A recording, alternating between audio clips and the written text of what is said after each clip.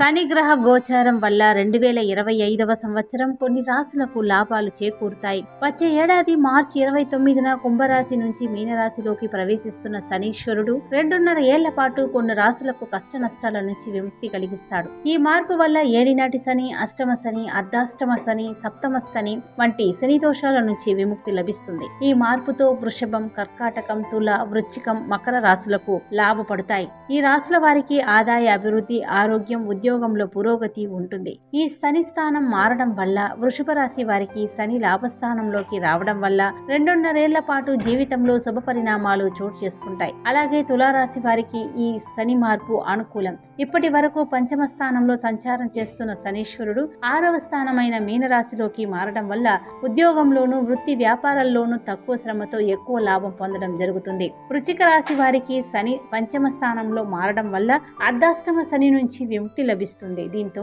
ఆదాయ మార్గాలు విస్తరిస్తాయి, ఆర్థిక సమస్యలు తగ్గిపోతాయి. మకర రాశి వారికి శని స్థాన మార్పుతో శుభం కలుగుతుంది. ఇంతకాలంగా ద్వితీయ స్థానంలో ఉన్న సంచారం చేస్తూ వచ్చిన శని 3వ స్థానానికి మార్గం వల్ల ఈ రాశికి 7.5 ఏళ్ల పాటు శని దోషం నుంచి విముక్తి లభిస్తుందని ఆధ్యాత్మిక పండితులు, జ్యోతిష్య పండితులు చెప్తూ ఉన్నారు.